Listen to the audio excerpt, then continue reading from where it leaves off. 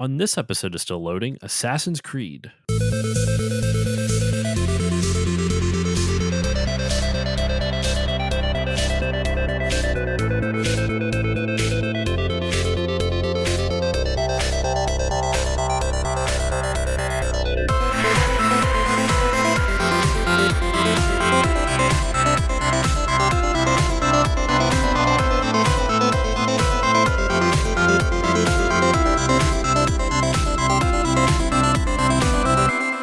Hello, everyone, and welcome to this new episode of the Still Loading podcast. I am your host, Josh Koval, and today on the show, we are diving into the original Assassin's Creed game. For those who follow me on Twitch, I actually just beat this game for the very first time, but I'm not covering this game alone. I am here with one of the legendary dragons of the Taste of Dragons podcast, one of the founders and co-hosts, Troy. Troy, how are you doing today? What's up, Josh? Good to be here. How are you doing? I'm doing well, man. Thank you so much for coming on the show. You are the second dragon I've had on solo. Well, technically, a little bit of behind the scenes stuff. You were on one other episode. You were on the 200th episode. Yes. As Solid Yes, Snake. indeed. Liquid. So You allowed me to fulfill one of my lifelong goals being Solid Snake. of being Solid Snake. I was telling you off mic that I've been getting, the that episode's been doing really well. I forgot to mention, and I forget who it was.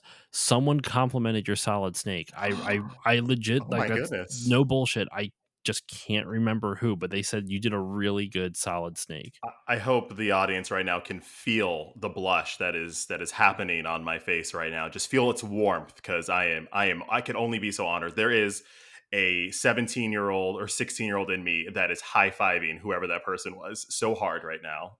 Oh, they feel it.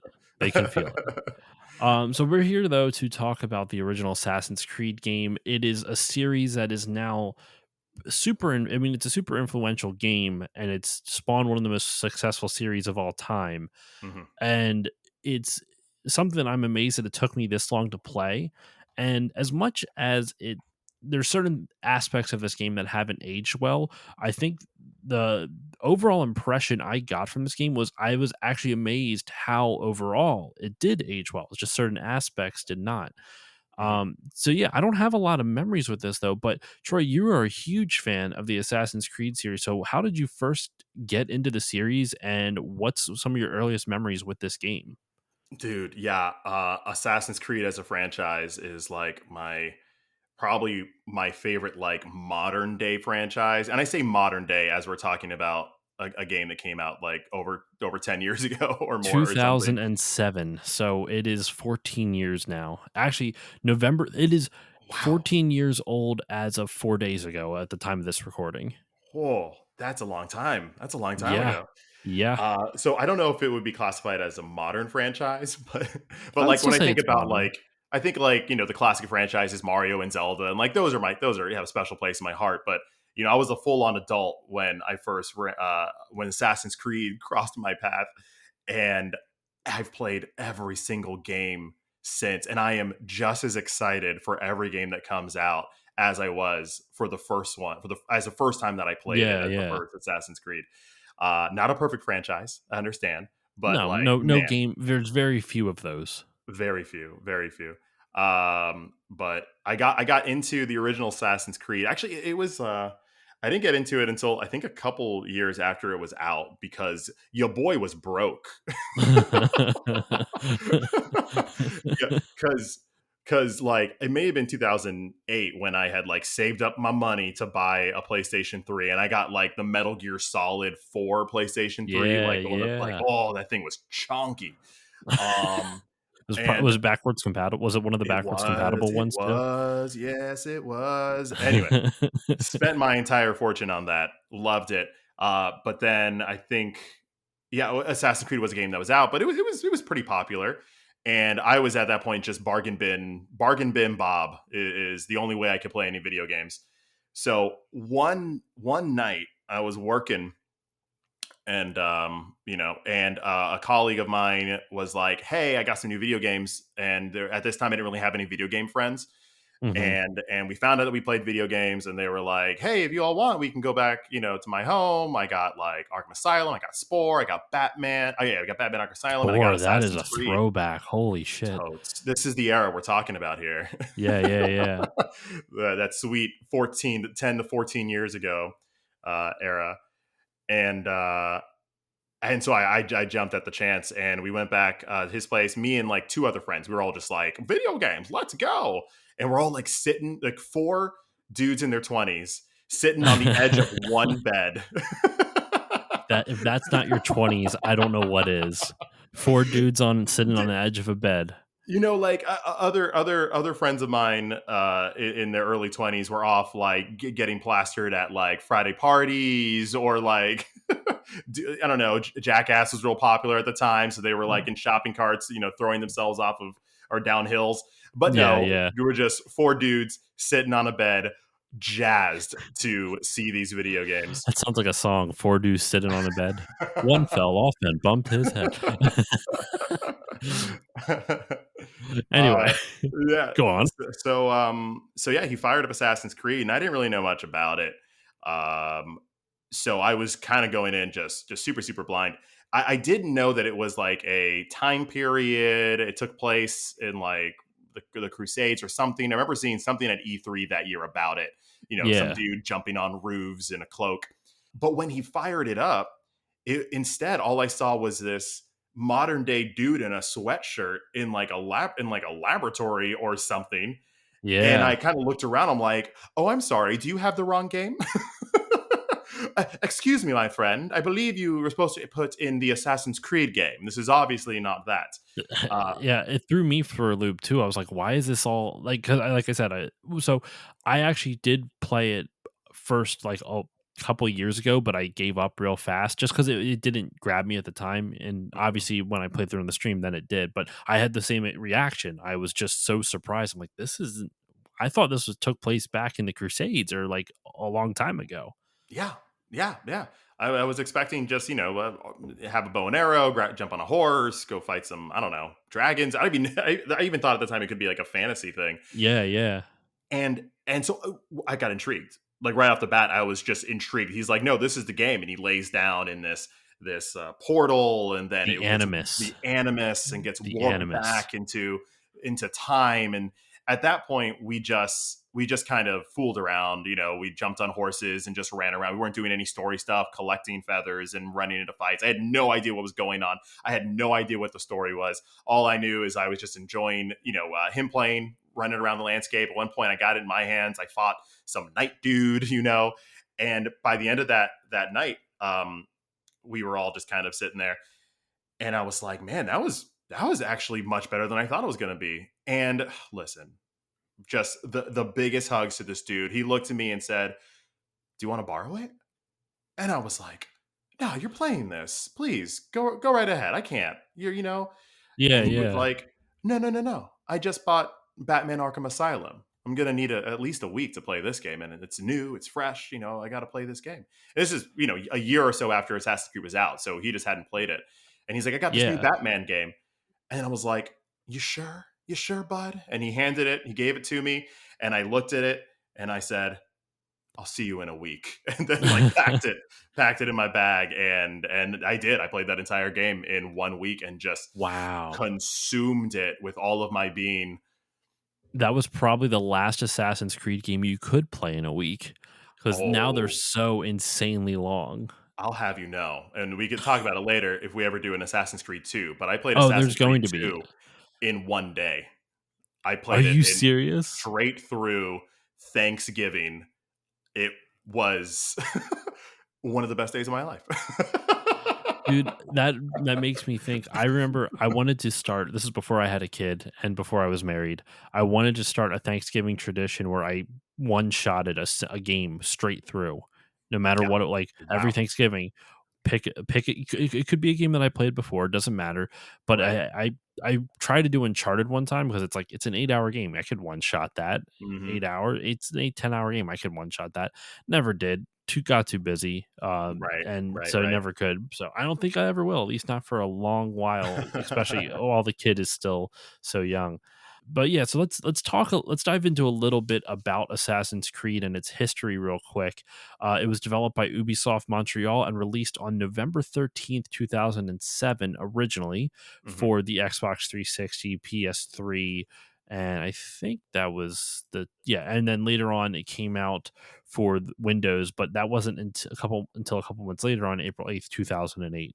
Uh, so what's interesting about Assassin's Creed is that it actually started out as a Prince of Persia game. It was going to be Yeah. a Prince of Persia sequel called Prince of Persia Assassins, and what pretty much was one of the reasons they changed it was because the dev was basically like, well, I don't it doesn't make any sense why a prince would be doing all this stuff. Like a prince is just waiting for his turn to become king.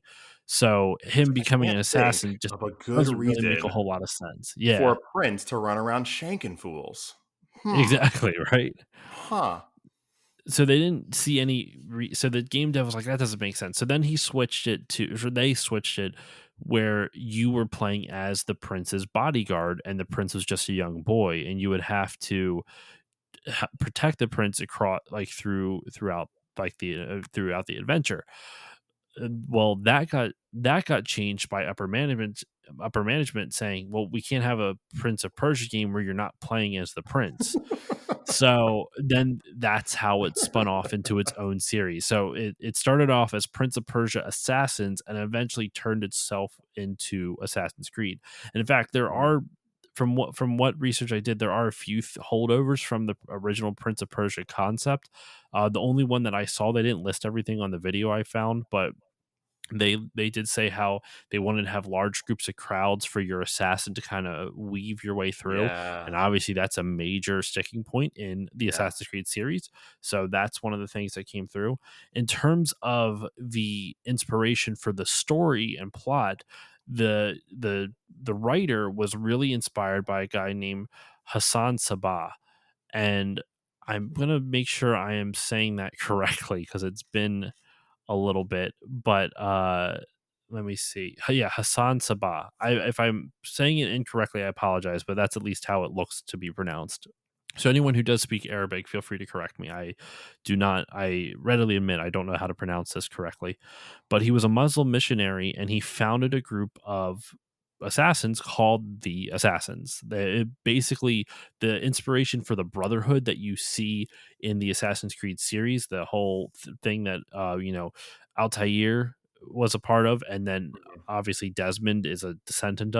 descendant of, was based off of a real life thing. It was a group of people just called the Assassins, and they had a brotherhood, and they would assassinate political targets in order to keep peace on in their part of the world. And they took a lot of inspiration from a book specifically Oh, called really?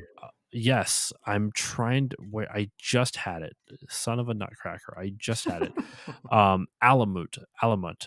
I guarantee I'm not pronouncing that correctly, but basically in real life, Hassan Sabah and his assassins took a mountain fortress called Alamut, or it was at Alamut, Yeah. and they took a lot of inspiration from that real life person into this game here. You are Um, firing up some latent memories of me Googling these things 10 years ago because really, this sounds familiar. I remember looking up the Ashashin, which kind of were in that mountain fortress or something of that age. Like there was some real world tie-ins to the fiction of this first game that were fascinating to me, or inspirations from real world yeah. things that led into this that I found totally fascinating. You could very easily go into a very lovely rabbit hole looking at the history that inspired this game. Oh yeah, and I'm just like scratching the surface with it too because like there's so much like I mean you're talking about just complete I mean you have a real life brotherhood of assassins and I'm only just saying they existed. I have no idea. I didn't do any research into their stories because since it's not really about Assassin's Creed, Hmm. but if I was really doing a deep dive, like a full series of episodes on the history of this game and series, like this one, and this actually is a good tie-in. Like one thing that the Assassin's Creed games prides themselves on, and they pull it off successfully is their historical accuracy. And while they don't always keep it exactly one to one, because in terms of since they are telling a historical fiction story, one of the rules that the devs have for this is that when you assassinate a character, they have to be real, or if they are real, they had to have been assassinated within the same year of them actually being killed. Whether they may not have been assassinated in real life, but Mhm. you assassinate them within the same year that they are reported to have died in. Yeah. There are Well, some exceptions to this. What is the one? The second to last boss in the original Assassin's Creed. What's his name? I can look. I have the plot right up here. Hold on. It is Robert Desab. yeah, yeah, yeah. He The bald guy. he actually died 2 years later in the real world than the events of Assassin's Creed 1. So there are some liberties taken just for the sake of the story of the game, but they like a lot of your assassination targets, I don't know if all of them, but the majority of your assassination targets specifically in this first game were real life people, and they all died within the same year that um that the game Yeah. takes place in, that That's what the memory makes takes place. That's what makes a lot of those early Assassin's Creeds really fun is they take history and then they find those little pockets of ambiguity and they kind of Mhm. fill it in with this kind of conspiracy laden sci-fi fiction, so to speak, or maybe it's not. But it's great that there is enough gray area there they can play with that and kind of poke at it. And I love the way that they play with history and timelines like that. It makes those first few games really feel like they could have happened. Yeah. Yeah, they do, and the writing is just so strong with all of the game, well, at least with the first one. But I guess to, like, even just kinda talk about the plot as a kind of like a nebulous overview of the plot. Because the first game's actually a really simple plot. I think what sells the first game to me more than its plot is its setting, Mhm. because and in the world that it builds. Like the first game, someone was telling me, I actually have I don't know even know who this is anymore, but whoever you are, I have a beef with you. I have a bone to pick with you I got a whole because beef stew just waiting for you, and it's because I steaming. was told that the first game doesn't have enough, is not like, the story's not that important, and you can just skip it. You can just go straight to the second game. No. The Aw. beginning of the second game is entirely dependent on the events of the first game. Like, it's Yeah. not just like, here's a simple story where you have to know who it is, type of thing. Like, Yeah, realistically, I probably could have looked it up. the second game starts off as the first game is Yes, ending. exactly, and I feel like that was kind of important, and I feel like if I had skipped this first game, I would have been a lot more confused, and I don't think that I would have liked that as much.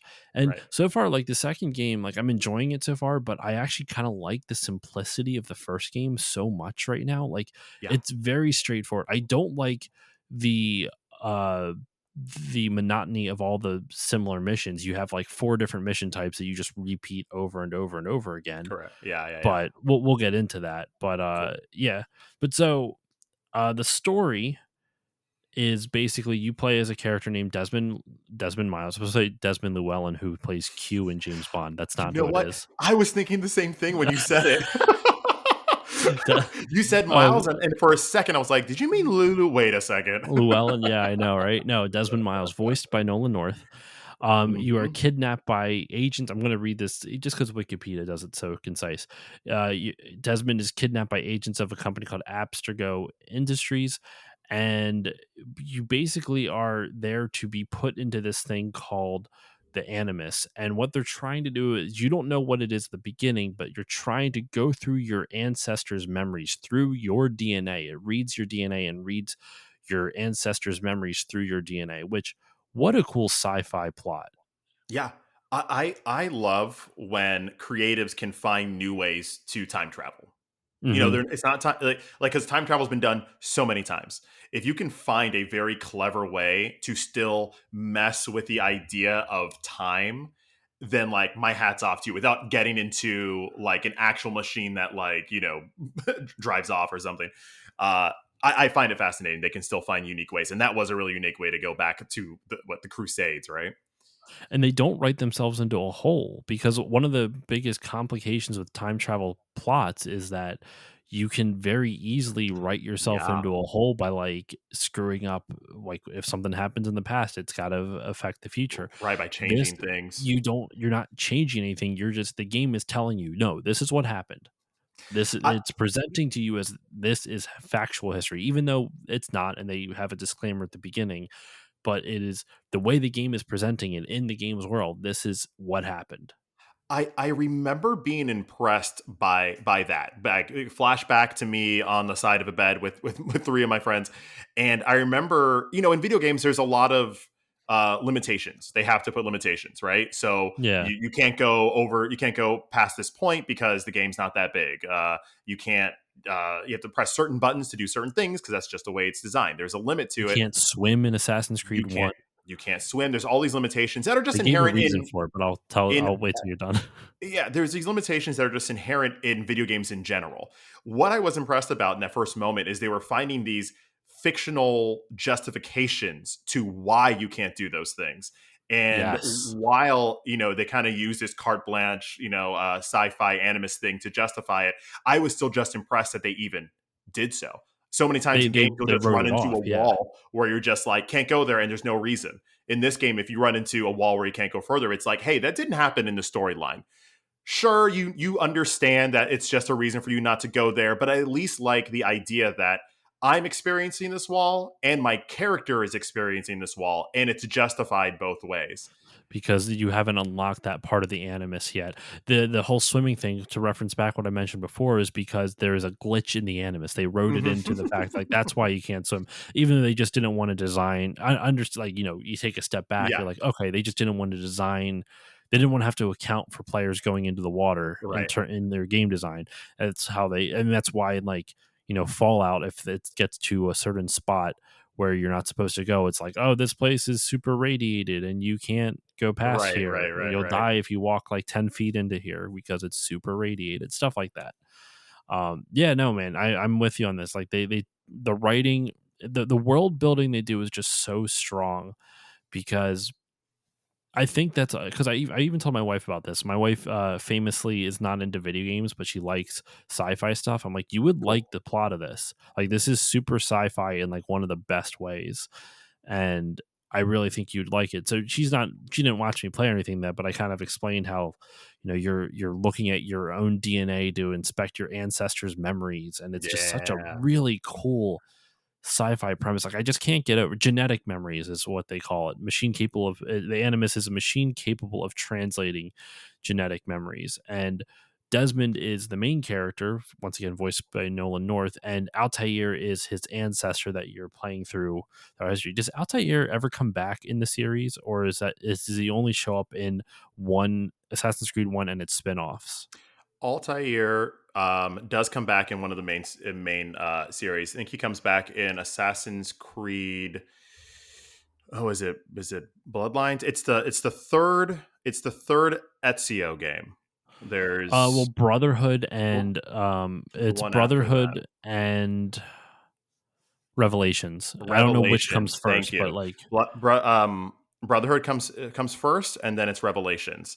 And in okay, Revelations, there are distinct flashbacks to Altair, and actually ties up Altair's story arc. okay. You actually get to see Altair through time, and it's flashbacks, and you kind of see what he did after the events of Assassin's Creed One, which is actually pretty special. Have you actually ever played the spin-off games, Altair's Chronicles for the Yeah, DS and yeah, Bloodlines for the PSP? yeah. They're both so bad. They're bad. Yeah. Okay. The 2D one, which I think maybe Bloodlines, a DS one, The um, DS would be Altair's Chronicles. Chronicles, Altair's is Chronicles, yeah. that one feels like an old school Prince of Persia game. Speaking of Prince of Persia, it kind of feels like that. The jumping, the swinging, the some of the combat. Yeah. And the story is, I don't know, it's set somewhere, between chapters of the first game, I believe. Uh or I don't know, but it was a good enough departure from the original game that it felt fresh and interesting and new. The Bloodlines, however, which was the PSP game, was, I believe, a third person game, and it just really felt like a very, very, very watered down version of your console game. And Okay. it definitely, if they were trying to evoke the feelings of you're playing at your PS3, it didn't work because you just kind of wish you were playing this on a PS3 instead. I believe, and the PSP was basically a portable PS2, so Yeah. you're not really getting anything that's like really great. like it, Nah. though they did have. I was just looking because no, it's surprising on Amazon. You can still get brand new sealed DS games every now and then. Like they Sealed. still, All right. yeah. I actually got one. I forget what it's called, but you can still find brand new Nintendo DS games every now and then. So I'm always on the lookout for some. And like it's not just like it's from one of their third party sellers. Like they're like prime shipping and stuff like that. So it's a legit, like it's just someone has extra copies. So I was trying to see if they had it. They have Bloodlines. You can still get it for $23 right now. Uh, There we go. Go I get might try. I'm not going to spend money on that right now because I won't play it, but I would love to own it. bust out that PSP, I blow still that have it. dust off, The viewers shake it can't off. see it, but right there is a box for for my Ratchet and Clank PSP. Yeah. Yeah, size matters, you know. Out of context, that sentence would have been awful, but Ratchet and Clank size matters. It's the name of the game, UMD Uh, for life. right? Oh my god, I actually have a small collection of UMD movies, That's a. I do have like one of like those cool 5 like or carrying 6. cases. They have those UMD carrying cases. I worked at an Yeah, FYE, which was an old a DVD music movie they video game still store. exist. They still exist. Get Not out of here! No, they oh, don't. These are lies. there's These are there's a lies, handful. sir. There's a handful that were still. I mean, maybe the pandemic killed the last ones in my area, but there was two. There was Limping two along. within like there's a bunch of malls near me, and there was two different ones, one in two different malls. What are they selling? I mean, It's mostly kind of like what GameStop did, where they kind of converted into like here's pop figures oh and yeah, plushies T-shirts and posters. and like yeah, and they definitely went more for kind of like what GameStop and Hot Topic did. We're like, let's get the nerds in here. They spend nerds spend a lot of money, so we can get in with the nerds. We could do it. Um, so that's pretty much kind of what they went for. But Bro, anyway, I sold some UMDs back in the day. I sold it like it was the future of entertainment. I did not hold back. There are plenty of people out there, either like you who are proud, and some that are like, F that kid for making me get the entire James Bond collection on UMD. What the hell am I supposed to do with this? what did they Okay, actually I have don't that? know. I don't know. I'm just pulling that out Don't because we get my talked about. hopes up because I would buy that in a heartbeat. Are you I kidding am me? so sorry for doing that. We talked about James Bond. It popped in my head. They They probably might. have I don't Casino know. Royale. They probably have Casino Royale. I would not be surprised. Once we're done recording, I'll go back and show you all the UMD movies that I still have. But anyway, so at the lab that Desmond is held captive in and forced to go into the Animus, Yeah. the scientist that's doing all of this, his name, and I'm blanking on it. Hold Vidic. on, I can look Something it up. Vidic. Yeah, Insert Vidic. evil guy named Vidic. Yeah, that's yeah, it's Vidic. I just oh my gosh, where are you? Why can't oh, that's why. I'm like, why am I not seeing it? Because I have the character list for Bloodlines up. That ah, would do it. That makes a lot of sense why I can't seem to find it. Yes, Dr. Warren Vidic, voiced by Philip Proctor, and his assistant Lucy Stillman, which this surprised me. Do you know who voiced Lucy Stillman? I sure do. Kristen Bell, baby. Isn't that crazy? Freaking Veronica Mars herself. The Good Uh, Lives. The Good Life. Her, yeah, Kristen Bell. Kristen Bell, pre Good Life, of course. Yeah, yeah. Uh, I was so surprised that she was one of the characters in it. I just And could not believe it. not just her voice, it's her likeness too. She is Yeah, just in that game. Kristen Bell is full on in that game. and she shows up obviously in the second one as well. Uh-huh. But yeah, she puts her stamp all over this game, and I was just very surprised to see that. Yeah, it's not a cameo. Like, she is a No. full on like supporting character in this. She is quintessential to driving the plot. Troy, why don't you take it a little bit from here? After we've determined that we're going back in time to to look at my ancestors' memories, and we're going into Animus, what's the next part of the story? Oh, I'm so What do excited you want? because I'm going to be drawing on my late 2000s memory, and I'm pretty sure it's still accurate because every Assassin's Creed that comes out, sometimes I need to like rebone up on the entire franchise to understand what's happening. Because spoiler alert, they're all convoluted. I mean, there's only hold on. Let me see how many games there are now in the series. I'm going to count They this. purposely stopped numbering them, so you don't even know. You don't even know. I don't even know. Well, they stopped numbering them after the third game. They had Assassin's Creed 2, 1, 2, then Brotherhood, then Revelations, and then Yeah. 3. So the Assassin's fifth Creed game in the 3 is the series. fifth game. And it's kind of like how you ever heard the joke like about Kingdom Hearts? You ever hear that Oh, yeah. there's like Oh, one well, where it's like I made a lot of jokes people about Kingdom Hearts, so you'll have someone to narrow it I down. forget I forget where I read it, but it was, like, how do people always say that Kingdom Hearts story is convoluted. How could if you could summarize it, how could you describe how convoluted it is? And it's like Kingdom Hearts 3 is the 12th game in the series or Boom. something like that. I don't know if there's 12, but you get the idea. But no, like right off the bat, Assassin's Creed goes Assassin's Creed 1, 2, Brotherhood Revelations. Uh-huh. 3 is technically the fifth game in the series, 4 Yeah. is the sixth. And then after 4, they stop numbering it. And you have Rogue, which would be 7, Unity, which would be 8. Rogue and Unity came out the same year as well. That's I what's wild. was so happy that year. Um, and then they have Syndicate. So wait, hold on. One, two, three. Six is four is the sixth one because logic. Rogue is 7. Unity is 8. Syndicate is 9. Mhm. Origins is 10. Odyssey is 11, and Valhalla is 12. There's And 12 games in the and series and I would venture to say that Assassin's Creed, I think it's Liberation, the one with, Aveline in New for Orleans, the is Vita. it's Vita, but And it is a full game. It is oh, not a short. you can and Yeah. you can actually get them on. Like it's got ported to other places. You can get it on Yes. 360, One, They PS3, remastered it. PS4. I have it for the Vita. I have my Vita still, and I have It that game for the Vita. it So is I'll worth it. probably play it after I beat 3. That Yeah. one will have to be off the stream, It a unfortunately, lot of because time I don't gets have a way to stream overlooked, that. but it's one of the most unique, Assassin's Creed games. It has mechanics that none other than that the others don't. It's great. I'm excited to go through this series. If you are willing, sir, I would love to go through this whole series with you on the podcast, like game Bruh, as I beat them. I have an Assassin's Creed problem.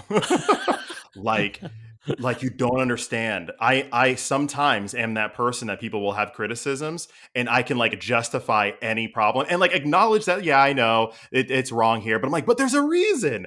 I'm irrational when it comes to You have an irrational Assassin's love Creed. of Assassin's Creed. Yeah. That's so funny. And well, in the series, obviously, it famously changed formats in Origins, I believe, right? Like in Yeah, yeah, big 2017 with shift. Origins, they did a big shift, and it Yeah, reinvigorated the series. a much needed shift. And now Mhm. Valhalla is like a super. Like, did you like Valhalla? Loved it. Spoiler alert, I'm gonna love every Assassin's Creed game that you That's ask true. I me forgot. if I Did you love this one? Uh-huh. Know what game I should actually get just because I bet you it's going to be weird. I mean I already own these games for the 360, but I should get 3 and Black Flag for the Wii U because they're the only Assassin's Creed games for the Wii U. Get out of here. I did not know that. That they Yeah. came up for Wii U. Well, That's fantastic. so in order to sell Wii U's, Nintendo actually try to get like their like the Assassin's Creed 3 for the Wii U is like a special edition of it where it's like it came with all the DLC and everything. Probably comes with Liberation as well. The with Aveline. Probably. Oh, actually, you know what? Hold on. Liberation does not. It's not on the Wii U, according to Wikipedia at least. Ah, So it looks like that you don't get Liberation still. damn. I'll have to double check, but yeah, they have I'm on my soapbox for Liberation out here. the only two Assassin's Creed games on the Wii U are 3 and 4. So I might have to pick those up because the Wii U is only not going is only going to go up in value. I feel like anyway. Yeah. Back to the story. So, Troy, what happens after we've determined that we are going into this animus to read our genetic memories to go after something? What's the next? All Where do right. we go from here? I believe you get like sucked up. You're in like the middle of like an adventure, and this is when you are playing as the poster boy. You got the cloak on, you are Altair. Altair, and you are in it, and you're on this mission, and it's tutorial. It's teaching you how to jump and move and swing, and there's a huge, awesome parkour element to this game, which for the time was just so super fluid and lovely. And it's kind of introducing you to the mechanics as this first mission kind of wraps up, you kind of get the sense that Altair is a little bit, I don't know. He's an asshole. Okay, you know what? He Yes. is. He's not a good person, and not because he's an assassin. There's other assassins who are good people, as weird as that is to say, but he is not a good person. He's just in it for the lulls, and he kind of You're not uh wrong. listen, there's the reason why this game is called Assassin's Creed is because the assassins do have a creed. They have laws. They have a way that they do things in order to keep their sect respectable and with honor. And Mhm. Altair breaks that creed in the very first mission. Oh, I believe yeah. does he murder someone by accident or He gets just too go ahead of he himself, goes in super recklessly, and goes in hot. because of it, yeah, He he's he coming in Leroy hot, Jenkins that. pretty much, and because of it, 2 of the there like, Mm, there's 2 there's more than 2 assassins with it, but 2 of the assassins are brothers. One of the brothers gets killed in the fray, and the yeah. other one loses his arm, and Come so on. He and gets when his you and later on in the game, when you're going to the assassins bureau in each of the cities, he mhm. is one of the desk clerks at the bureau, and he's just pissed at you, He's understandably like, so, because you "That caused was his my brother arm, to man. die. That was my shanking arm." Well, he lost his brother too, even worse than I the mean, yeah, shanking sure, arm. that too, but, like, but you're right, the fact that he broke the creed for his own because he was thinking about himself, right, with his own wants. Mhm. People are maimed, people are killed. After that mission, which is also foiled because of what he's done, he meets with, like, the Grandmaster of the Assassins, who gives him the biggest hand slap that he could possibly give. No, he's not sentenced to death. No, he's not, he doesn't get his own arm chopped off, but he's pretty much gets his rank taken from him. Altair Yes. is one of the most high ranking assassins in this guild, and his master pretty much sends him to the corner, takes his rank, and says, "If you can't act like the I was trying to think of like a scout rank, like a high scout, an eagle scout, then you're going back to like the Cub leagues." Yeah. And pretty much gives Altair a chance to redeem himself by going throughout the land and assassinating, what was it, 8 or 9 key targets. It's 9 key targets, and you don't know why you're attacking them at first. Right. But as you assassinate each target, they kind of whisper into, because they do this weird thing where, like, when you assassinate, it's in a weird sense, it's kind of like that cliche of, like, when you fall in love with someone in the whole world, like, it's only you and that Yeah. person in the world. Time stands It's still. This time to magic stand still. moment when my It's blade went into your lung. pretty much, and he's just having this magical moment with his assassination target, and they're revealing these truths, and basically you get the inkling that you're not being told everything that's going on behind the scenes. You don't know why you're actually having to kill these people, and they really Mhm, put doubt into Altair's mind, and in turn mhm. your mind, as to what's going on. Like, why are you really being told to kill these people? And what's interesting about these assassinations is that they're actually kind of like grunt work. Hmm. The missions that Altair was on was to get some type of sacred artifact. That's the type of thing that he was, had risen to do. Is he's past like the petty, let's kill someone and get away. He's above that, and so the idea that he's just going to go on these random assassination missions is kind of he's shamed. It's a And he's angry about it. He yeah. gives people a lot of, he gives all those poor desk workers in the assassins bureaus in each of the 3 cities. He gives them a lot of shit. And I guess we should clarify, in the game there's basically 4 locations that you travel back and forth through. But after you travel to the 3 cities, there's no need for one of those 4 locations, or sorry, 5 locations. You have 3 cities: Jerusalem, Acre, I don't know how you actually say it, and Mhm. Damascus. That you have the location of the Brotherhood itself, and then you have a in between world just called the Kingdom, which is like the link that Countryside. it connects the 3 cities and the Brotherhood's safe house, the Brotherhood's location, like fortress. It connects all 4 of those locations together. But once you go through it the first time, you get fast travel. Like once you go to each city, you have no reason to go back to that middle section of the game. So it's like, why is it even there? It's just meant to. It literally was just there to pad out the begin. Like there's towers and shit, and like Yep. and flags that you can find. Did you find all the flags in this game? Sorry, there are collectible flags strewn throughout each of the cities. There are so many flags. It's So many fucking flags. upsetting. The short answer is no, because I don't as I blame you. mentioned, I had 1 week to play this game, but I did spend a lot of time in that countryside looking for flags. I definitely put in some hours to get those flags, but no, I did not catch. I did not catch them all. Same. So yeah, you so the whole middle section, the kingdom as it's called, is just kind of useless because once you get fast travel, you just go from Brotherhood Fortress to whatever city you need to go to next, and then you leave that city and you travel back to Brotherhood Fortress. Like there's no reason to go back to the kingdom unless you want to get the the eagle eye towers up top there that like scout the land, which once again is useless because unless you like it's I don't understand the purpose of that except for padding. It was just there for padding. As you know, I tend to play games and I get kind of into the role play of it. So Did you travel the whole way every single not. time? You Okay, did, didn't you? listen. Okay, hold in my defense.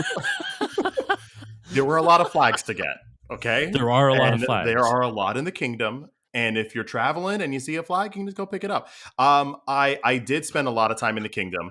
Not that I didn't use a fast travel. I definitely did as the game went on, but I did thoroughly spend time in the kingdoms. And one of my favorite memories of this game is because of the kingdom, actually. Oh, okay.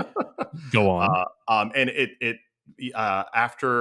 after this whole scenario where you get the slap on the wrist, Altair is stripped of his title and has to start over. You're sent out to, I think the first place is Damascus, One of then the Jerusalem, one of them. something like that. You end up having to go to all 3 cities like 3 times essentially. So you have to travel through the kingdom to get there in the first place, and you're on horseback, and it is countryside greenery. Some shops are here. There's also kind of these guards that are kind of getting in your way. You can fight them. They mostly try to kill you, so you run away. And this moment is when Assassin's Creed crawled right into my heart and just planted a little seed and then flowered it a little bit because I was in the kingdom in this country land and I rolled over a hill. And as I rolled over that hill for the first time, you see Damascus from afar.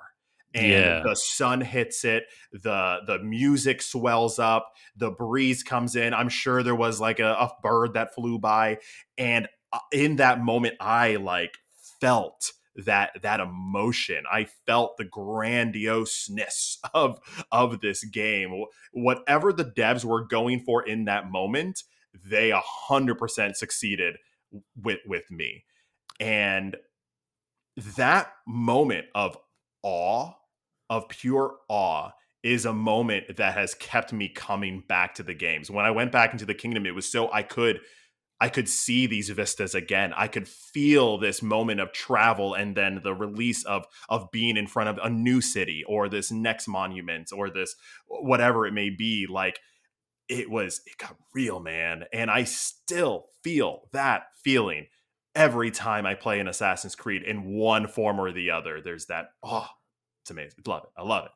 I love that story. That is one of my those that's my favorite type of gaming memories though. Like those moments that they just hit you so hard. Yeah. Um and it's funny. I think one of the reasons I do this podcast is because I don't remember a lot of my own. I don't remember individual experiences very well. I remember emotions really well. Like I Sure. will remember how I felt at a time, but I won't necessarily remember everything that happened in the like. There's of course I have some specific moments that I'll remember, but Mhm. like uh, I remember more of the overall emotion I felt of a game or of time in my life than I do of the actual direct experience or the direct cause of Sure. that emotion.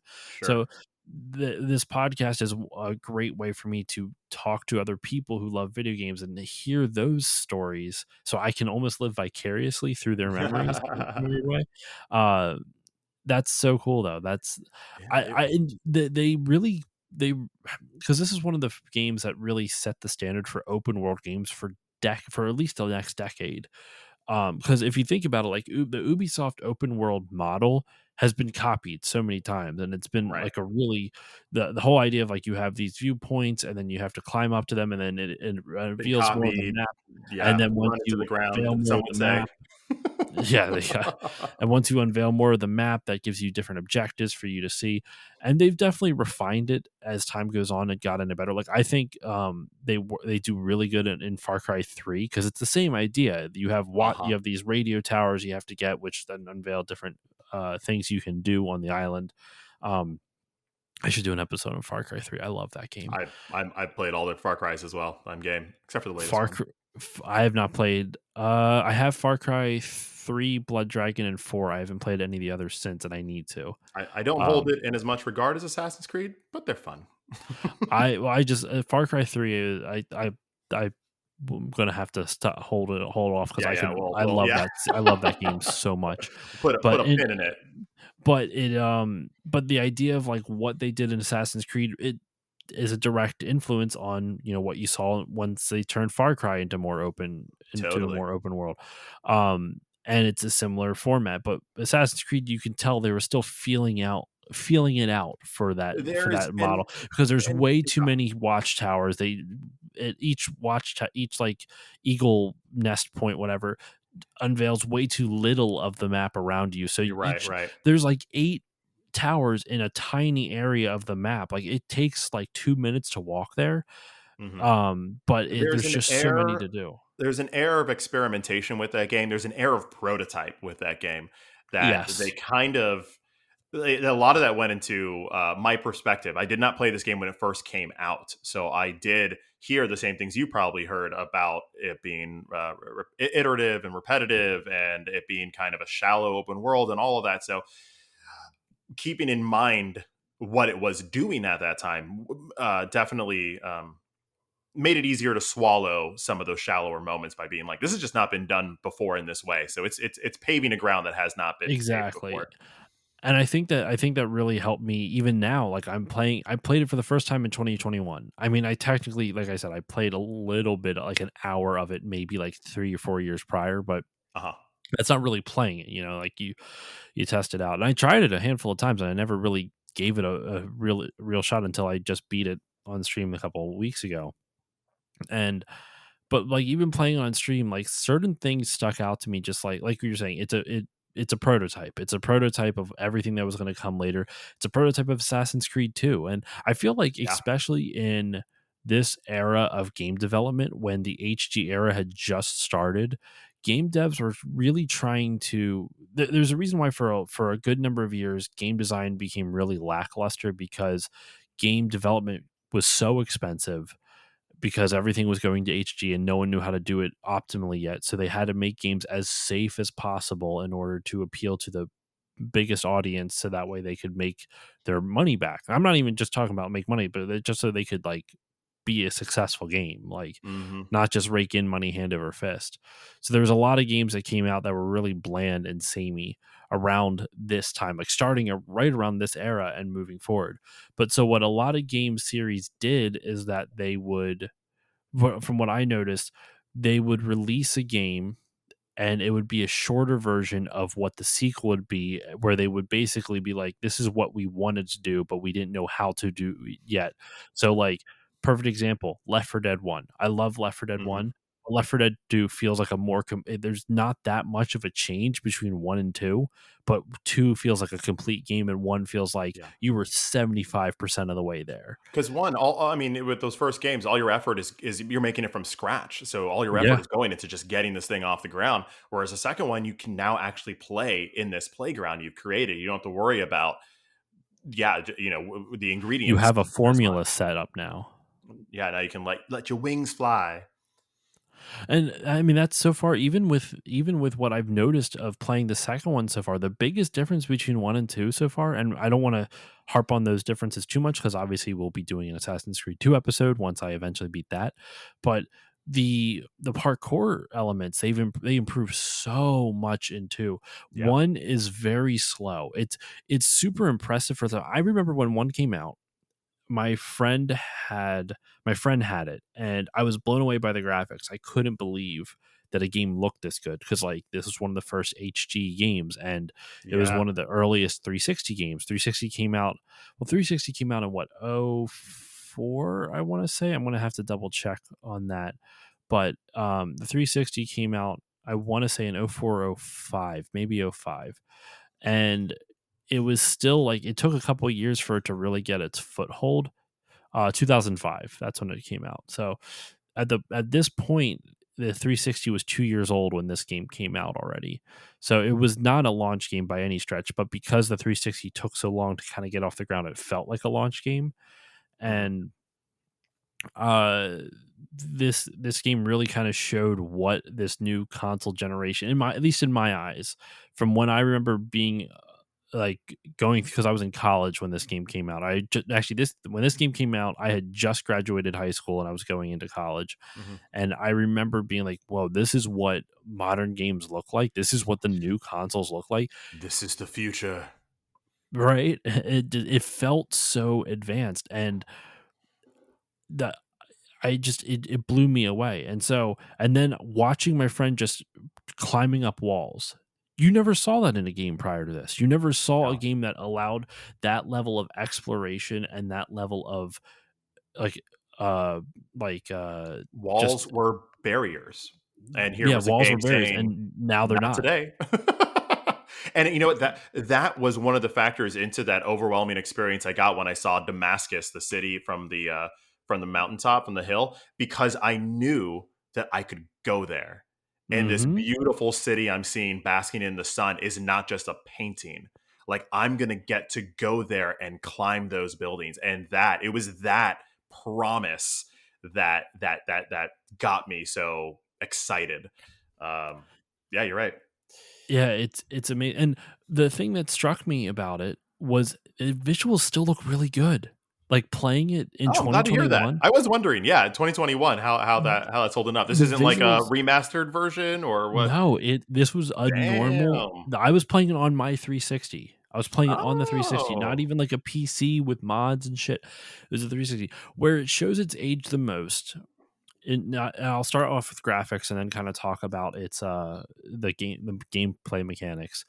Where it shows its age the most is with the faces and hair. The hair looks really bad. The hair looks not Look, good. hair in video games is its own topic.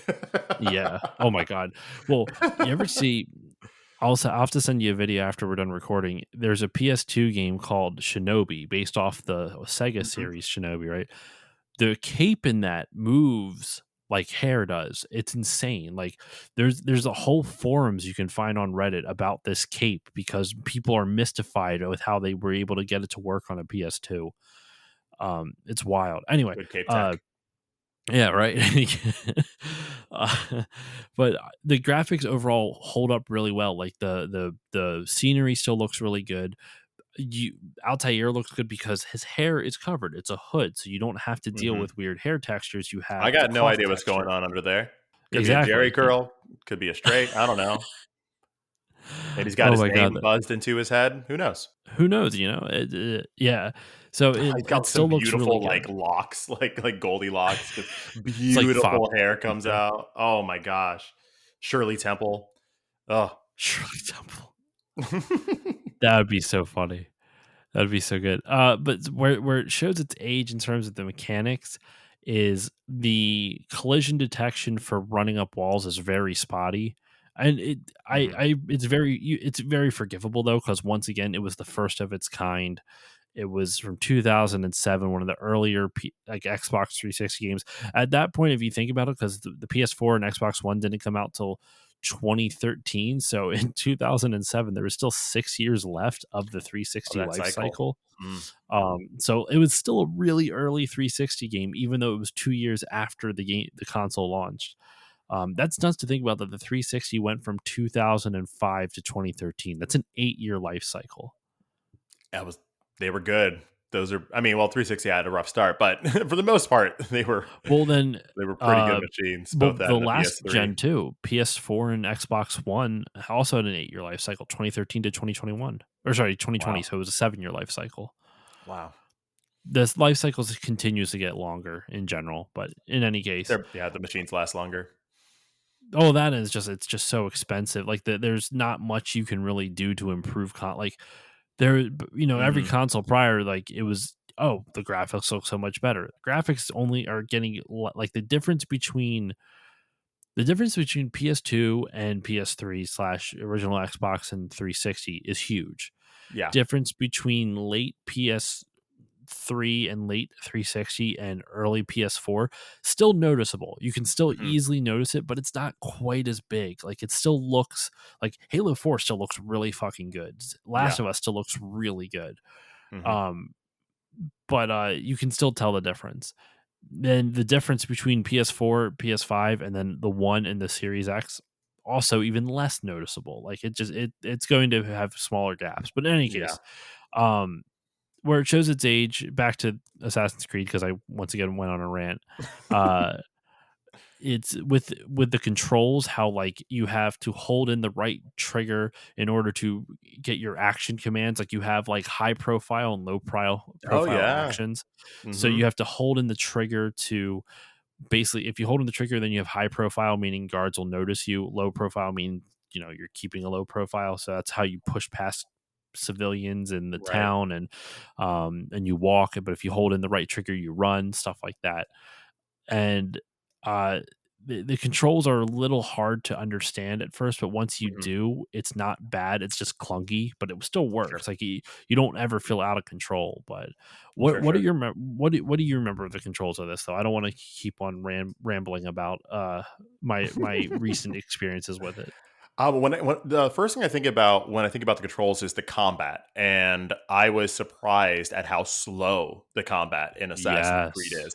I mean, I think Devil May Cry may have been around a couple years earlier than this, and Devil May Oh yeah. Cry is like shoot super fast, shooty shooty, and all that, and a shooty shooty, slicey slicey, and uh, and then here's Assassin's Creed. You get into your first fight, and it's like stance, and you're just like standing there waiting for the enemy to strike first, Yep. and it's really slow, and it's not a button mashing do a lot of cool things type of combat, and I think that could be boring. I think people could definitely come across as boring. At its best, I think it builds some tension and it makes your strikes mean a little more. But even more so than that, for me, the reason why I actually enjoyed the combat being clunky and a little bit unwieldy, it's because you're an assassin, man. What are you doing fighting?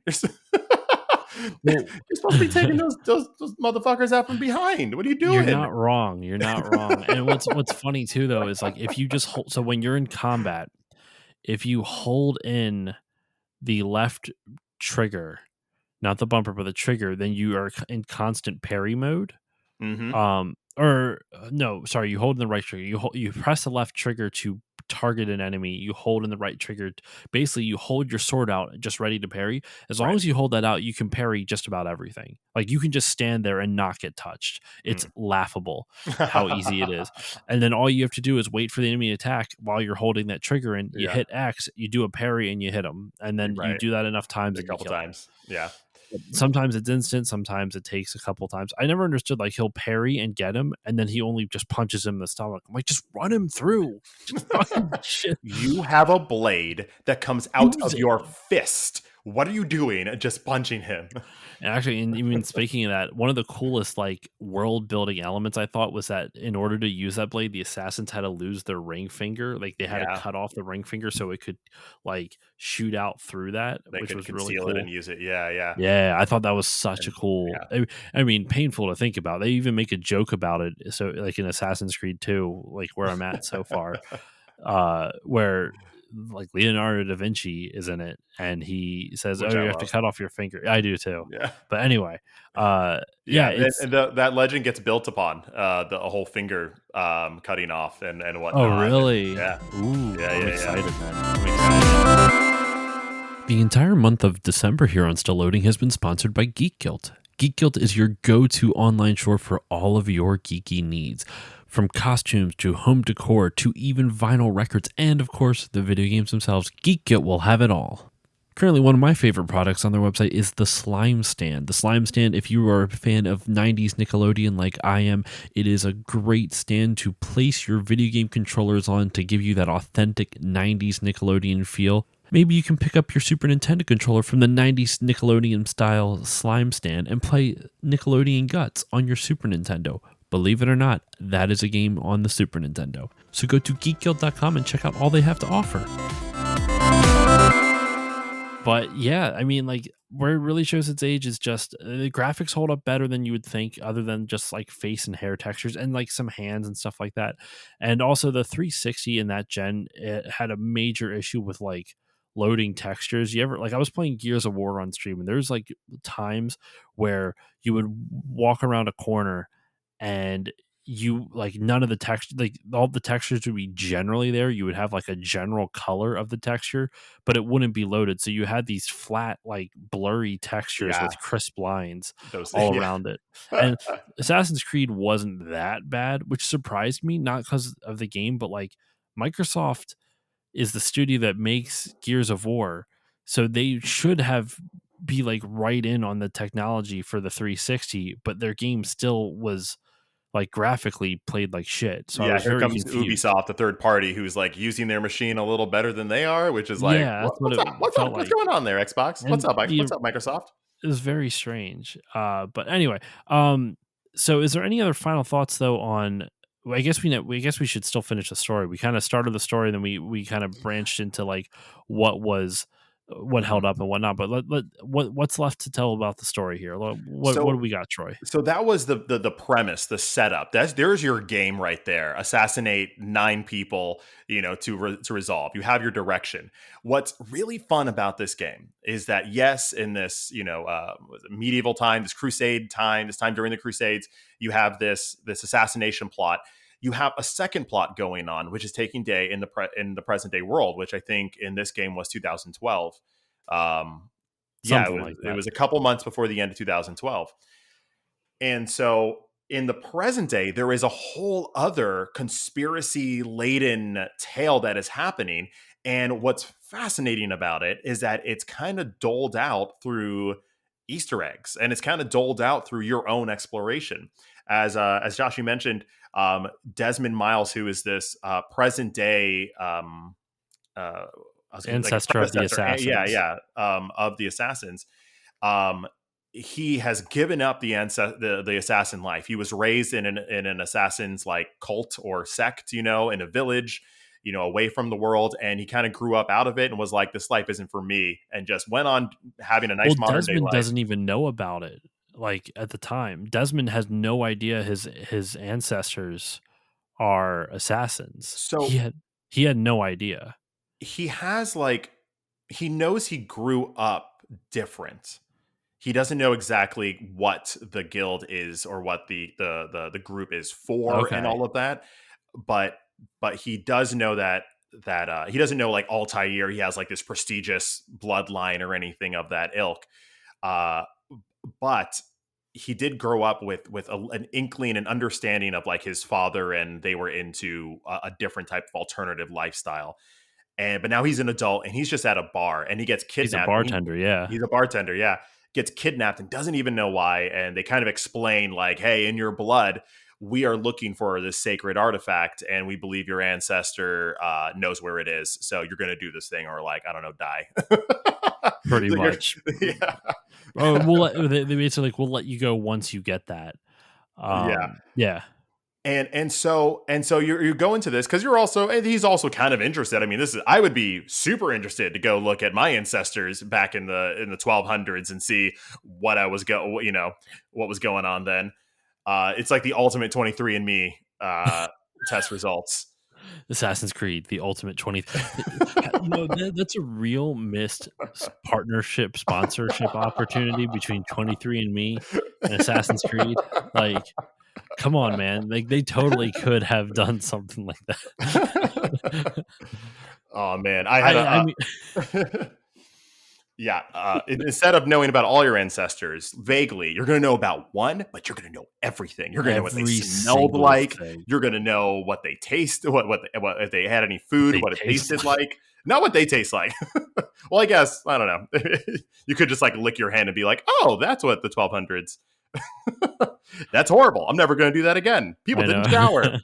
know. So anyway, so you're Desmond, you're in this present day, and what's cool is when you're outside of the Animus, when which you could leave at any time. You could leave the Crusades, you could leave that period piece, you can just go into your menu and just jump back to this modern day time. You could come back and it could be daytime, it could be nighttime. You're mostly left alone and you can explore this like laboratory area. There's a computer, you have your own room Hmm. with a shower and a bathroom. And at first, it just seems like, oh, this is just like a cool thing that they're putting in that you can kind of mess around with.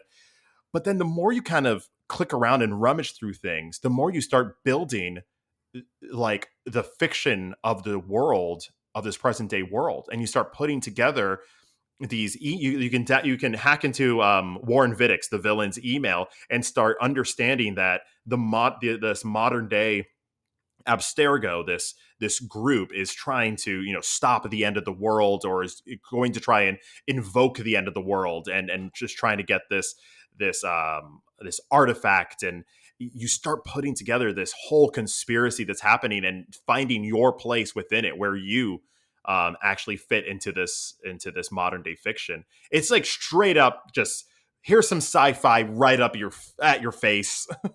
But it's only there if you look for it, which is really cool. Like so Hmm. like I didn't.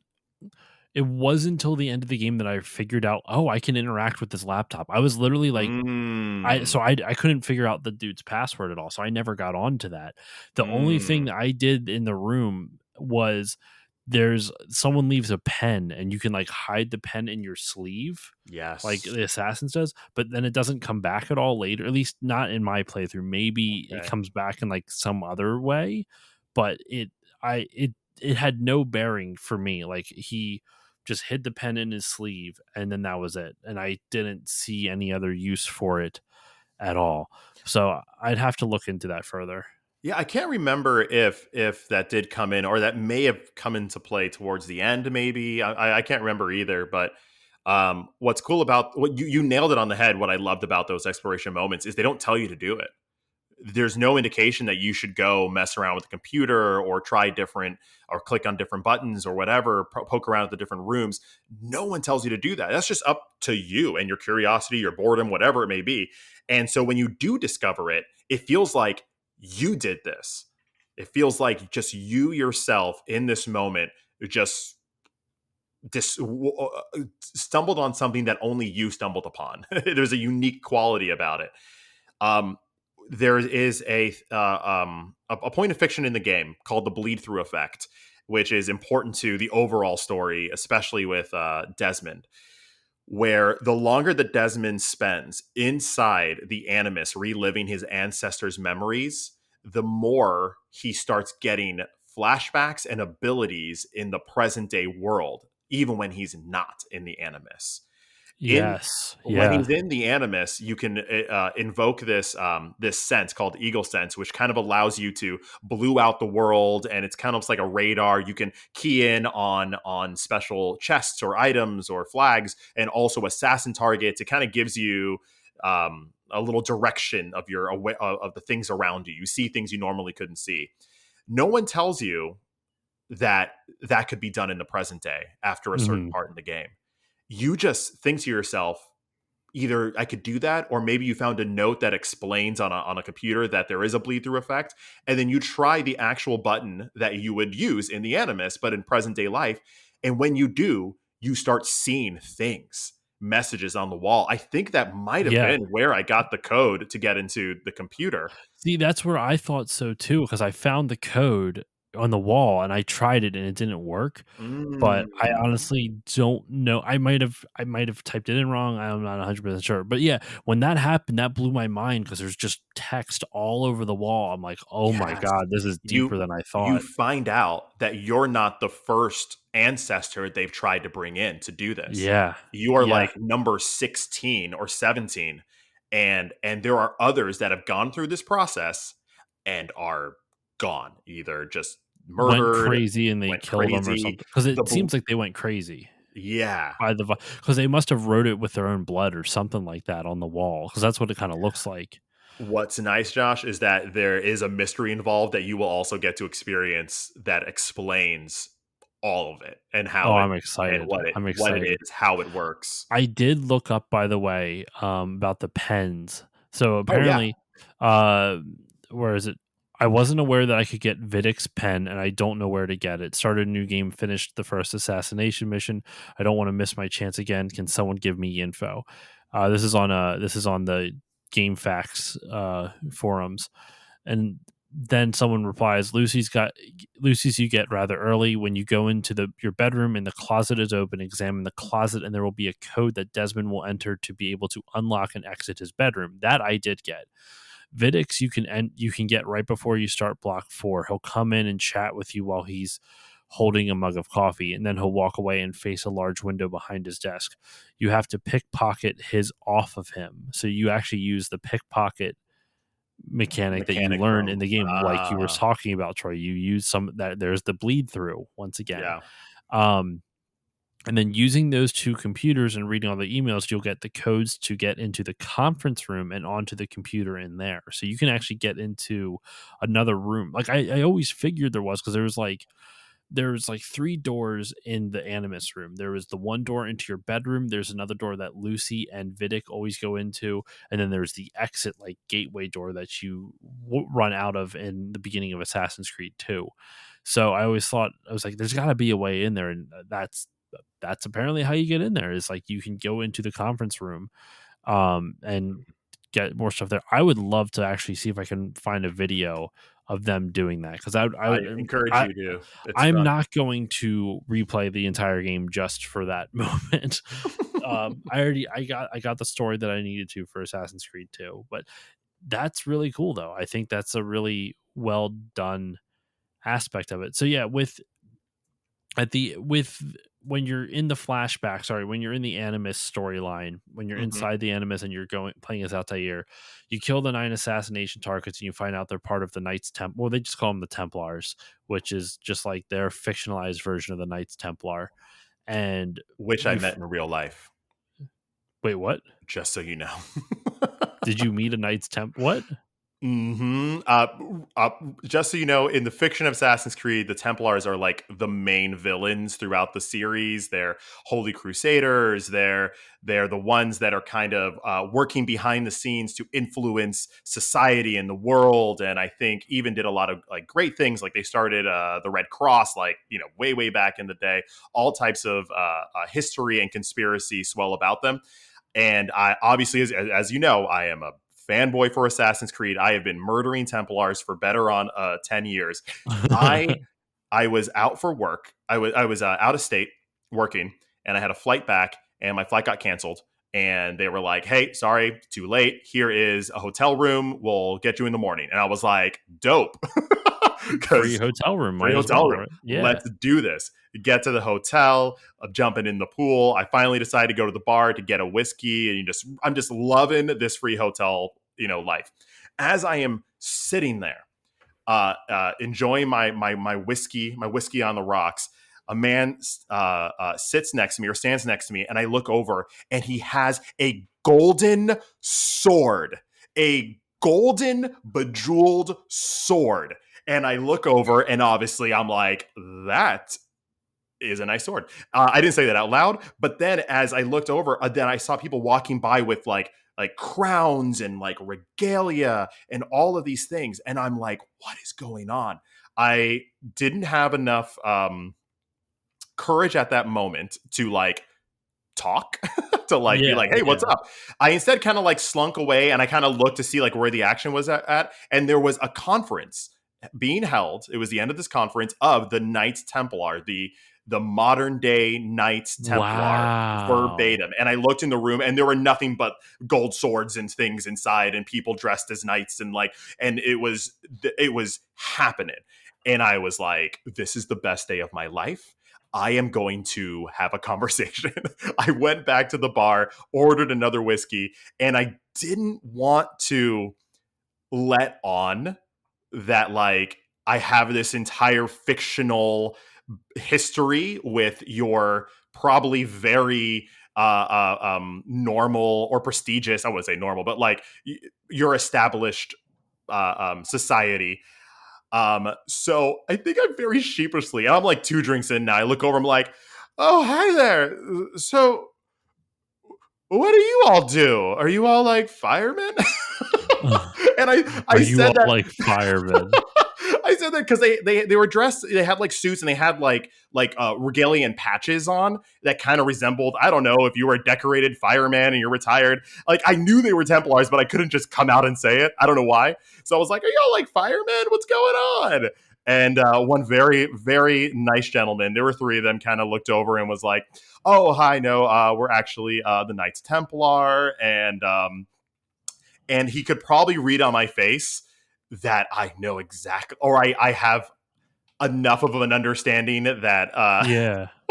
I know what's going on. Because his next sentence was, in fiction, there are a lot of books, written and then, stuff about us being like, like a society. We're really, it's not that. We're very much, we're, just people who like to do some good and hang out. And we're very, part of our history and all that. And I was like, oh, great. Okay. Yeah, that's awesome.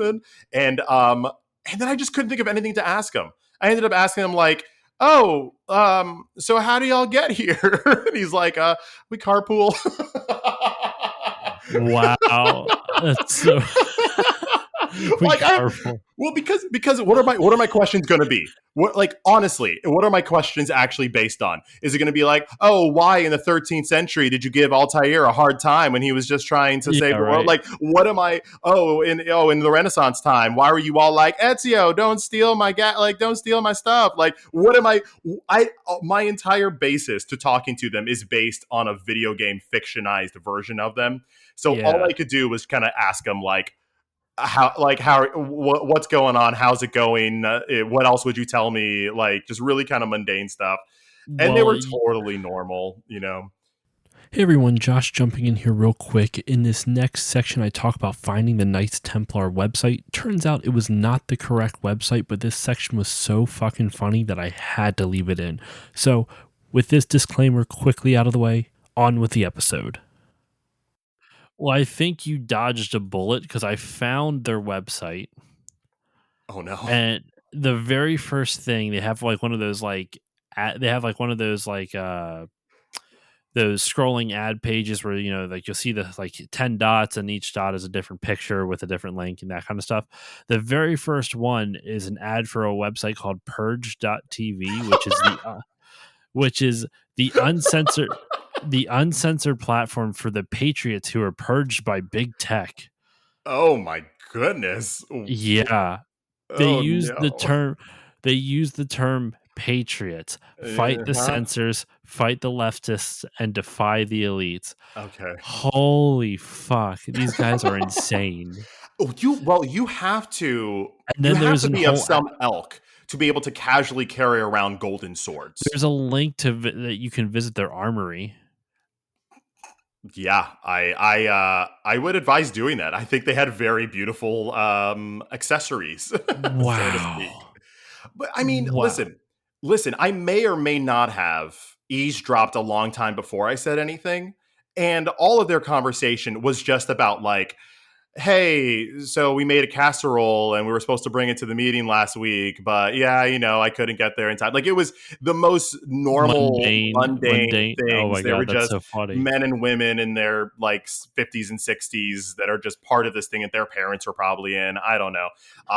Obviously, I didn't get into the politics of it. No, Uh, I wouldn't either. Especially, I mean, this was a couple years before, so you probably uh didn't did have to deal with it, but it's this wild. was pre-Trump that this That's happened. insane.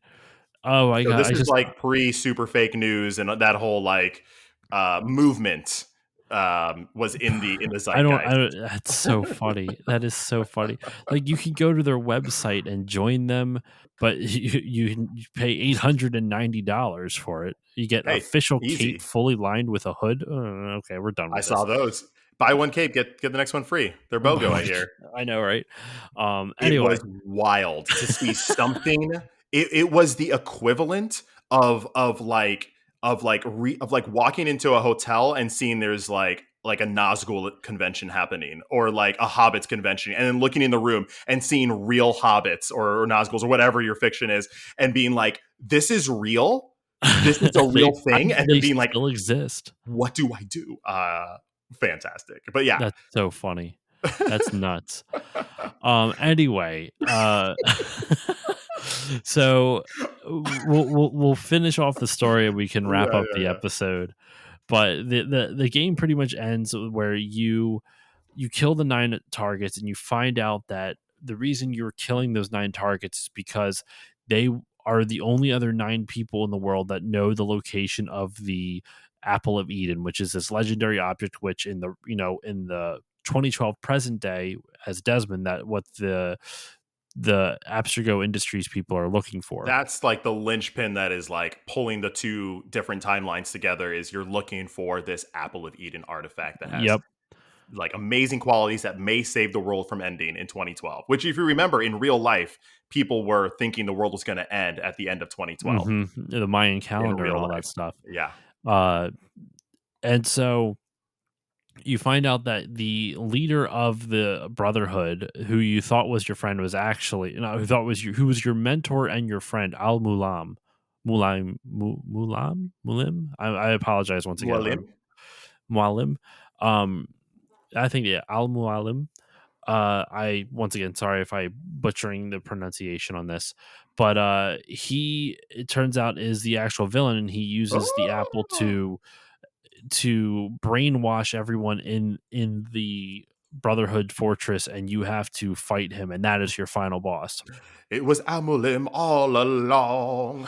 Which, it's not that surprise. Like, the plot of this game isn't that strong, but I think the actual world building is Yes. significantly which stronger. yeah, I must prefer a nice lived in interesting world than necessarily a beat for beat like, hey, I'm gonna knock my socks off with the story. That's why, like, John Wick works so well. The first John Oh, Wick right. movie is the storyline is very simple. There's not much to it, but the Hmm. world that movie builds is Hmm. so You amazing. get Like, so it's intrigued by this mhm. assassination nation, this assassination organization, and all the rules. It's fascinating. Yeah, I And agree. it's so hard, as like, whether it's in a book or a movie or a TV show or a game, when you create a world like that, it's hard to keep that sense of wonder still there, because, like, you want to explain more, because that'll make people come back, like, oh, I get to learn more about this aspect of the world and this aspect of Hmm. the world.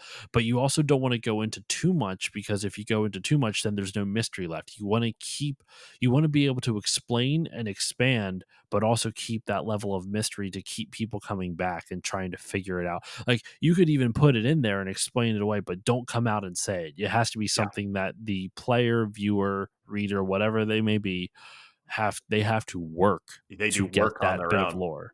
And that's why, one of the reasons I've never played these games, but I've listened to podcasts about them. They talk about Dark Souls.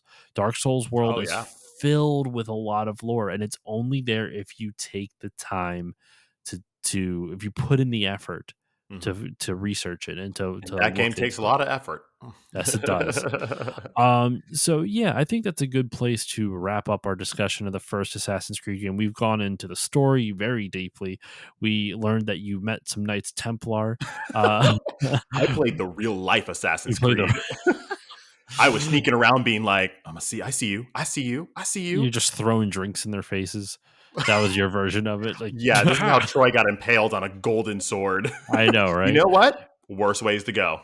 Worst ways to go. Yeah, this is the sword of a patriot, apparently. Oh my god, that's nuts. But we talked about the story, we talked about the graphics and the gameplay, and we talked a bit about how influential this was. So I feel like we've covered a lot of stuff, covered a lot Mhm. of ground. But Troy, is there anything that we have not said that you wanted to bring up? And if not, do you have any final thoughts on the game? The one final thought that I have based on your notion you just mentioned about working for it, what this game and this franchise started for me in a very lovely way, and why it stands out above other franchises is it's how it's steeped in history and how no, it is not an accurate account of what actually happened, but I feel like it is a stepping stone to history.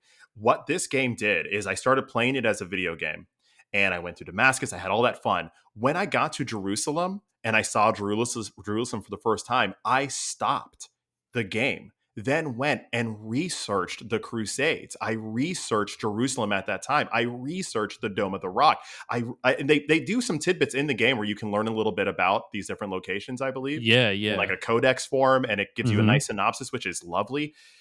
It inspired me on my own time to go and look at these historical figures, to learn what really happened, to learn about Saladin, to learn like I can't think of a video game. Usually it's the opposite, right? People would, in the past would say, "Oh, video games, what are you doing? You're not learning anything." I'm like, actually, in this case, I am becoming knowledgeable.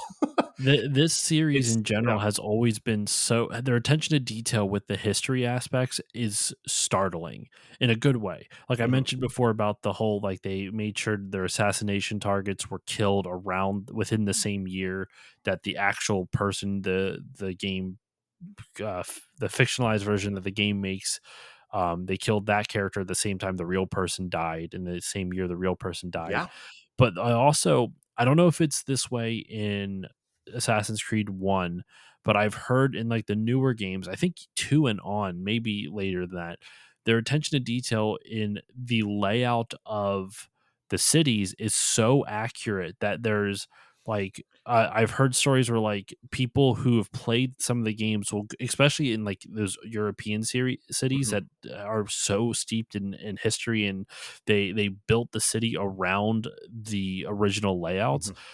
It's so accurate to it that they can go to the real city and be like, oh, I know where this is at because I walked it in Assassin's Creed. It's And obviously the yeah. storefronts and like the there's it's It's very different now, but yeah. like the It's actual layout's the same.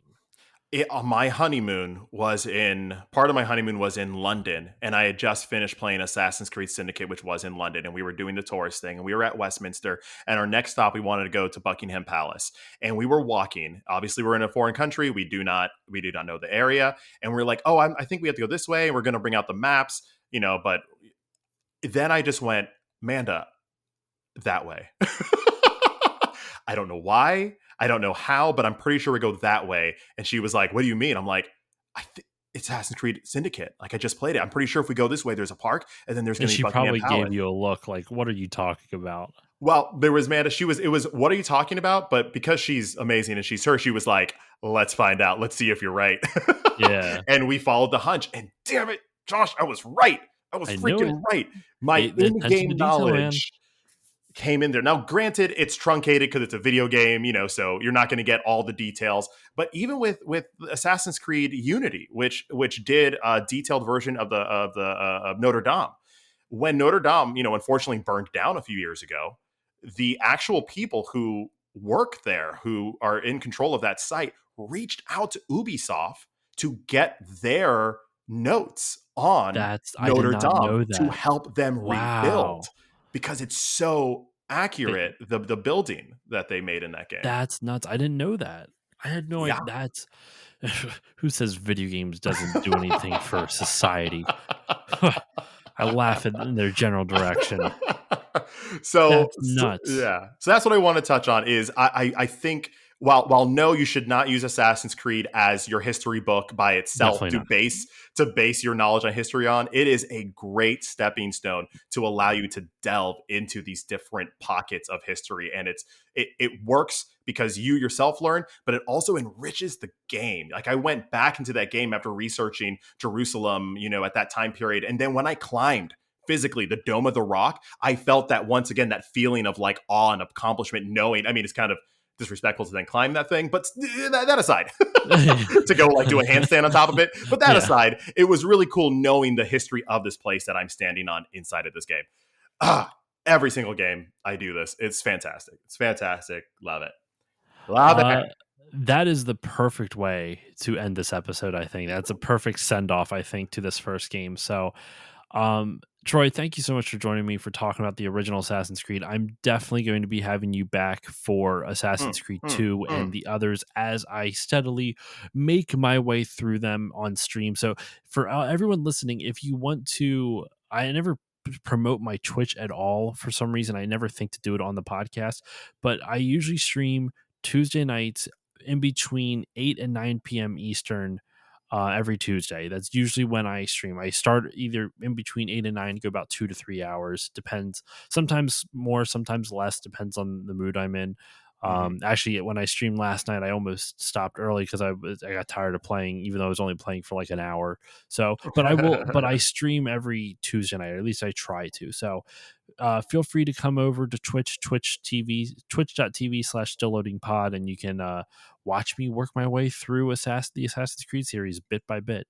I love it. Um, yeah. So, Troy, where can the good people find you online? And you're part of the Taste of Dragons podcast and the Taste of Dragons Twitch pod. It's a Yeah. network on Twitch. So promote it all. What do you got? Yeah, we are the Taste of Dragons podcast network. I am one of like 5 friends in a growing dragon family. And our whole vibe is pretty much like, hey, you just want to hang out with friends who are talking video games, playing video games. Come on over. We are just so into celebrating video games beyond just playing it, looking behind the scenes at the creators, looking at the development cycle, having fun debates over different topics, digital versus physical, even time traveling in Animal Crossing versus staying pure and real. Like, we have a lot of different fun segments, and we're also so steeped in the industry that we like to stay abreast of what is happening currently. So we also go through interesting news stories that we find week to week. You can find us on Spotify, on Podbean, on Apple, all of your podcast servers. You can also find us on Instagram and Twitter at Taste of Dragons. And we have a really fun Discord with a beautiful community that is growing with a lot of different fun channels that are popping up, from cooking to a place where you can like brag about all of your video game accomplishments or out of game accomplishments if you want. It's a really lovely community we're having, and we'd love to have you join it. We are at Taste the Dragons everywhere, and we'd love to hear from you. So yes, go check out all their stuff. The Dragons and Oh, I the have been Twitch. friends. I'm sorry, I forgot about the Twitch. Yeah, we're on Taste of Twitch too. Dragons, twitch.tv/, Taste of Dragons. That's right. That's right. And if you're a non-video game player, you can hop on there, and we have special segments about like movies and the comic books and whatnot, as well as a few of us are streaming, every Saturday. They stream almost every day of the week, at least at some point. So it is like they are much more active than I am on Twitch. So go check them out. The Dragons and I have become friends through this wonderful world of podcasting, and Yay! it's been like a year or so now since we've really been like Yeah. talking a bunch. So go check out their stuff. They're great people, and they're well worth your time. They have a great podcast. Um, as usual for me, you can follow me on Facebook, Twitter, and Instagram at StillLoadingPod on all of them. If you want to reach out to me, you can email me, stillloadingcontact@gmail.com. If you want to support the show, please give it a 5-star rating and review on Apple Podcasts or whichever podcasting app you use. That helps more people find the show. So the more ratings I get, not only does it make me feel warm and fuzzy, but it also helps more people find the show. So hopefully they can feel warm and fuzzy. And then if you want to support the show monetarily, you can go to patreon.com/stillloadingpod. For $1 a month, you'll get episodes a few days, 4 or 5 days early, as well as at a higher bit rate, and also access to a patron exclusive Discord. Also, at the $5 level, you will get all of that, as well as 2 bonus episodes a month. As of now, as of this recording, there's only been one released, but by the time this comes out, there's probably going to be at least 2 or 3 more. So there'll be a little bit of a little bit of extra content for you to catch up on if that interests you. So patreon.com/stillloadingpod. And the most important shout out, if you only have a limited funds and you want to throw it at a worthwhile cause, don't throw it at my Patreon. Go to bitbybitfoundation.org. The Bit by Bit Foundation is a nonprofit organization whose mission is to put video games and video game consoles in the hands of children receiving inpatient care at hospitals. So if you want to support them, go to bitbybitfoundation.org and consider donating. And that will do it for this episode of Still Loading. Troy, thank you so much once again for joining me. Oh man, what a pleasure and honor to be here. If you don't mind, I'm going to go jump into a haystack. No, by all means, by all means. Get cozy. Amanda's not going to find you for days. Troy. But anyway, that will do it for this episode of Still Loading. Thank you all for listening, and I will see you all next time.